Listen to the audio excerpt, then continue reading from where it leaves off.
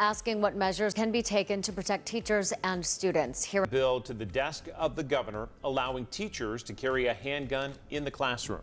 Deepening the trauma of gun violence and as a consequence of that. Senate Democrats say they want common sense gun laws. Missouri Second Amendment Preservation Act. In a landmark decision, a federal judge has declared Missouri's Second Amendment Preservation Act, SAPA, unconstitutional, striking down a controversial law that aimed to limit the enforcement of federal armed laws by local law enforcement agencies. The ruling, handed down by United States District Court Judge Brian C. Wimes, marks a significant development in the ongoing debate over states' rights versus federal authority in the realm of arm regulation. Enacted in 2021 by Missouri Governor Mike Parson, SAPA garnered widespread attention for its bold assertion of state sovereignty over arm laws. The legislation prohibited local law enforcement from enforcing federal armed laws and imposed hefty fines of $50,000 for each violation. Parson championed the law as a demonstration of Missouri's commitment to protecting the rights of responsible, law-abiding arm owners and resisting perceived government overreach from Washington, D.C. The genesis of SAPA lay in the political landscape of the time, with Missouri Republicans rallying behind the bill as a preemptive measure against potential arm restrictions proposed by the newly inaugurated Democratic President Joe Biden. Amidst concerns over the erosion of Second Amendment rights, supporters argued that SAPA was necessary to shield Missourians from what they viewed as unconstitutional federal overreach. However, Missouri Democrats vehemently opposed SAPA, asserting its unconstitutionality from the outset. They warned that the law's defiance of federal authority would invite legal challenges and predicted its eventual demise in the courts. Their concern centered on the Supremacy Clause of the U.S. Constitution, which stipulates that federal laws take precedence over conflicting state laws in matters of jurisdiction and authority. In his ruling, Judge Wimes validated these concerns, concluding that SAPA contravened the Supremacy Clause by seeking to override federal arm laws with conflicting state regulations. By nullifying SAPA, Wimes reaffirmed the primacy of federal authority in matters of national importance, such as arm regulation, and underscored the limitations of state efforts to circumvent federal statutes.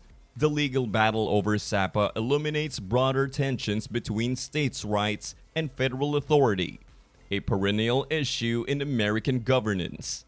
While states have traditionally enjoyed a degree of autonomy in crafting laws and policies, the Supremacy Clause serves as a constitutional safeguard to prevent states from subverting federal law. Judge Wimes' ruling reaffirms the foundational principle of federal supremacy, preserving the integrity of the constitutional framework and upholding the rule of law. Beyond its legal implications, the demise of SAPA carries significant political ramifications. The law's invalidation represents a setback for proponents of state sovereignty and limited government, who championed SAPA as a bulwark against federal encroachment. Conversely, it constitutes a victory of advocates of stricter arm control measures and proponents of federal oversight in safeguarding public safety. Looking ahead, the fallout from the SAPA saga may reverberate across the national landscape, influencing similar debates unfolding in other states, grappling with the balance of power between states and federal authority.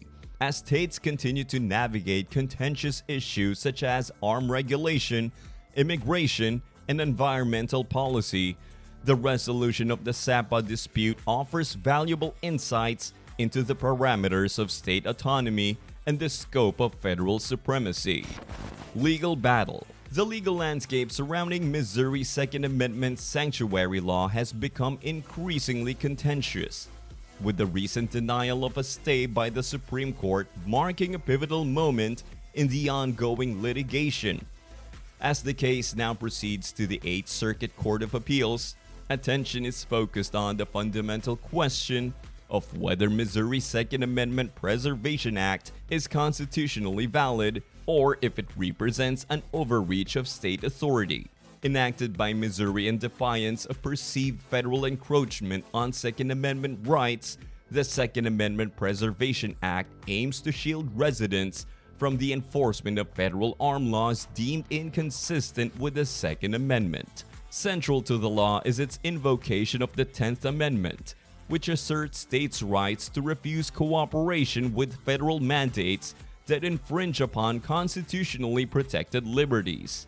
By prohibiting state officers and officials from assisting federal agents in enforcing such laws and establishing a civil remedy for violations, the law seeks to carve out a sanctuary for Second Amendment rights within the state. However, the legality of Missouri's sanctuary law has been called into question by the federal government, which argues that the statute rests on a flawed interpretation of the Second Amendment.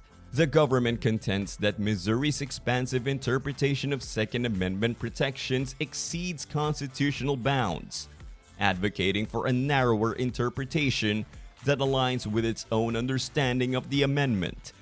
At the crux of the legal dispute is the enforceability of the sanctuary law's provisions and its compatibility with federal statutes.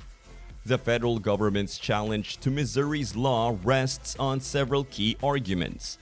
Firstly, it asserts that the sanctuary law's enforcement mechanisms effectively obstruct the implementation of federal arm regulations, thereby impeding the federal government's authority to enforce national laws uniformly across states. Secondly, the government contends that the sanctuary law's civil remedy provision, which allows individuals to sue Missouri officials for enforcing federal laws deemed unconstitutional, undermines the federal judiciary's role in interpreting constitutional principles.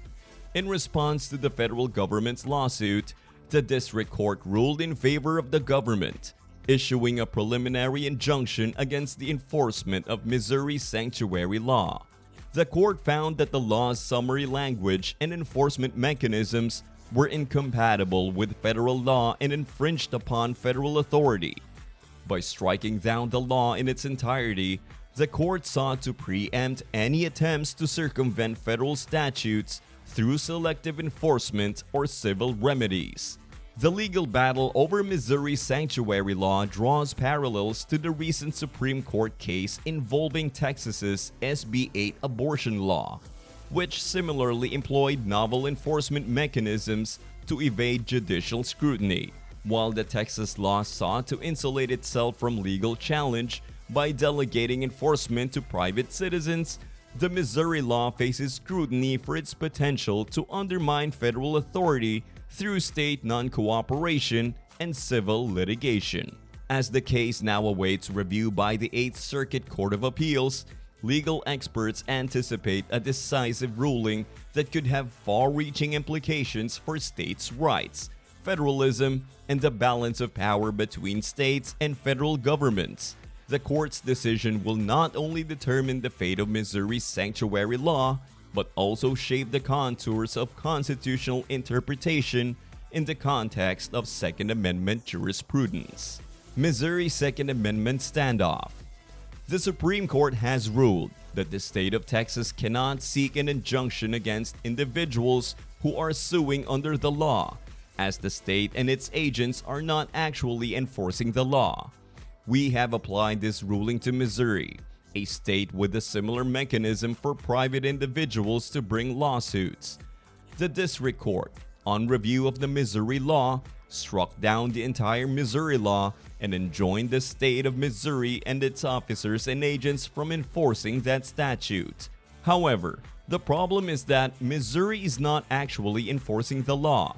Missouri appealed this decision to the Circuit Court of Appeals and requested an emergency stay on the lower court decision while the appeal is taking place. The circuit denied this emergency request, leading the state of Missouri to file an emergency application with the United States Supreme Court.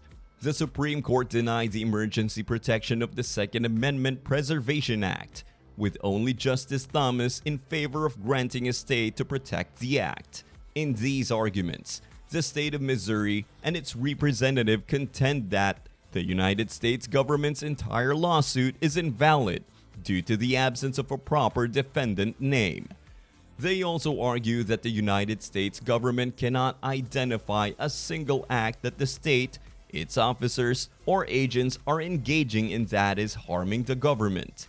Following these arguments, the state of Missouri submitted a letter to the 8th Circuit explaining why the federal government has no standing to sue them based on the recent 8th Circuit decision. The state argues that the court should dismiss the entire case because the federal government lacks standing. In the Ark of Iowa versus Reynolds case, the court concluded that plaintiffs failed to establish traceability when they sued the governor and director of the Department of Education over a statute prohibiting mask requirements in schools unless otherwise required by law. The plaintiffs failed because they did not demonstrate that the defendants had a duty to enforce the statute or that they had attempted to enforce it. The state of Missouri is arguing in this case that the federal government has not met the standing requirement and that the 8th Circuit should dismiss the entire case. These new developments highlight the fact that the federal government cannot seek relief against states because the state, attorney general, and governor are not actually the ones enforcing the law. Instead, private individuals engage in these types of lawsuits and have legal authority. This case is interesting because it highlights the fact that the federal government cannot seek relief against states because the state, the attorney general, and the governor are not actually the ones enforcing the law. The state of Missouri is utilizing this letter to bolster their stance that the federal government cannot initiate legal action against the state, nor can it impede the implementation of the state's Second Amendment Preservation Act. That's all for today, folks. See you next time.